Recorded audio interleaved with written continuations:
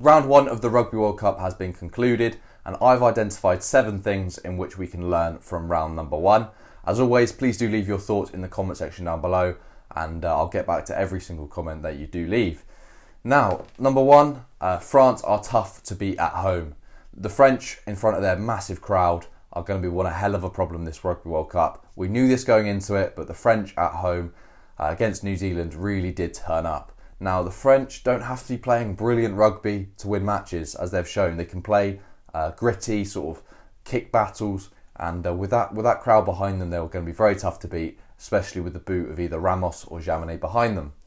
Number 2, Johnny Sexton is back. Now, there's a lot of questions around the sort of Irish second choice fly half in Byrne or Crowley, not really quite clicking with the team.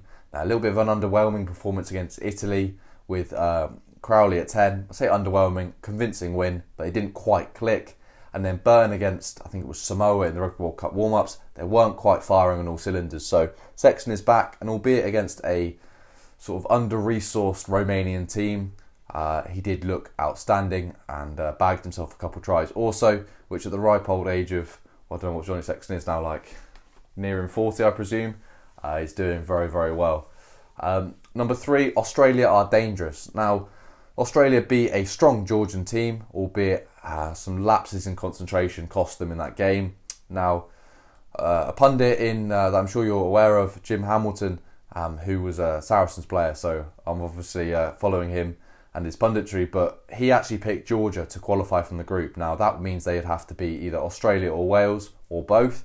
Now, that doesn't look like they're going to qualify, considering Australia and Wales have won, but I guess anything's still possible. But look, strong Georgian outfit, and Australia looked very, very dangerous. The likes in their backline of Korobete.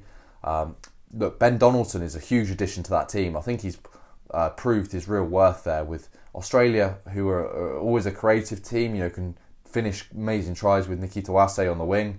They actually prove that they can kick their goals. And look, when Ben Donaldson's on fire off the kicking tee, they're going to be really dangerous against some really top opposition. So, look, I'm not saying Australia are going to go into the semis and finals, but you've got to watch out for them, because if you're not on form, they will really hurt you. Number 4, England show heart. Now, the English team don't have an awful lot going for them in terms of sort of attacking prowess and scoring tries, but what they can do is show masses of heart, grit, determination, and fight to stay in the contest. Now, that comes mainly through defence, and I thought England defended extremely well and showed a lot of passion to play for that England jersey, which, as an English supporter myself, was really nice to see, and put a little bit of pride back in the jersey after some really poor Rugby World Cup warm-up matches. Number 5, Le Box kicking. Now, look, if you had to pick something that's going to cost South Africa this World Cup, you probably would either lean towards the fact they've got big injuries with Malcolm Marx recently being unfit for the tournament, but you'd also probably lean towards Manny Le Box kicking. Now, he's had games where he's been on fire, and he's also had games where he's struggled. Now, against Scotland, this was one of them.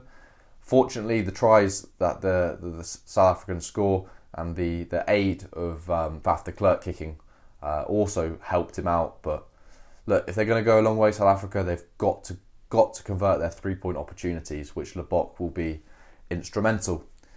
Number 6, don't underestimate Wales. Now, Wales proved to conquer Fiji in what a lot of people were calling a real tough match against the Fijians. Now, look, it was a tough game for Wales. They nearly lost it at the death with Semi Radradra spinning the ball, fortunately for the Daffodils. But look, do not underestimate Wales. They are just a proper strong side. And look, they're not the top seeds of the competition. I don't think they'll upset any of the huge teams, but they can really give you a run for your money.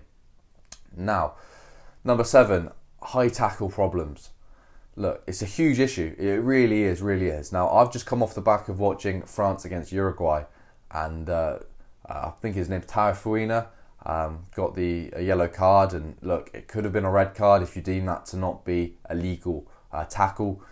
Tom Curry gets a red card for what is a split-second reaction. Now, look, I agree, he needs to be lower, he needs to change his technique, but it happened so quick, and there was no intent, there was no massive go forward in that tackle.